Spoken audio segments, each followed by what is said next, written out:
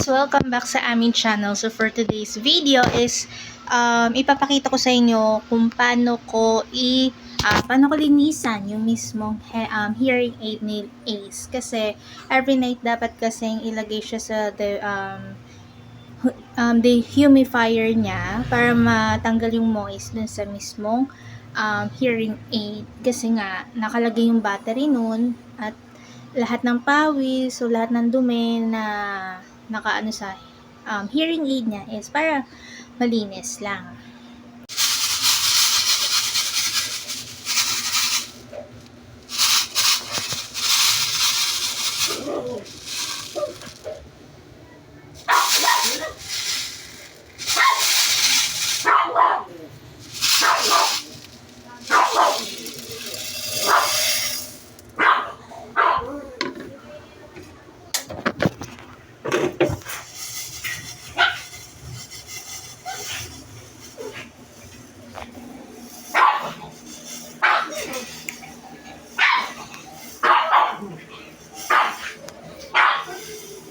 Ito guys is para to sa panlinis ng hearing aid ni Ace.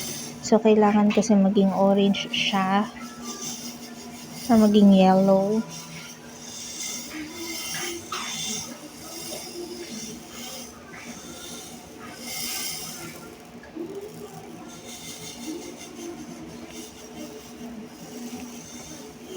Then kung napapansin nyo, nag-iba yung kulay ng ibang beads. So, nilalagay kasi dito yung hearing aid overnight para luminis yung kanyang hearing aid. So, para mag-moist yung battery. Kasi hindi kasi namin naalis yung battery ng kanyang hearing aid.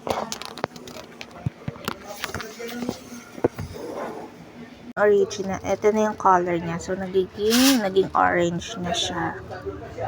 So, ayan na yan. So, isasali na natin siya dito sa lagyanan. Guys, so ganito yung pag-nilinis namin sa hearing aid ni Ace. So, dito, sinisip-sip kasi nito yung moist ng mismong hearing aid kasi may battery siya sa loob kung nakikita nyo. So, ilalagay ko siya dito whole day since hindi ko pa naman siya ikakabit kay Ace today. So, later on ko pa siya ikakabit. Then, ito yung after ng init. Yan, nagiging orange siya. So, kapag later, nakikita niyo ba? So, later on, magiging dark na siya.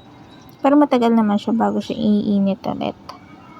So, ayan yung pinaka-colors niya.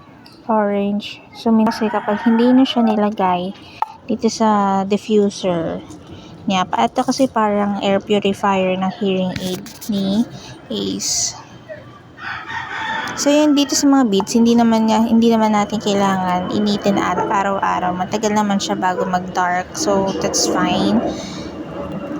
So, ilalagay ko siya dito whole day. So, yun lang. So, the reason why kung bakit natin need linisan yung hearing aid ni Ace is para po hindi siya totally masira.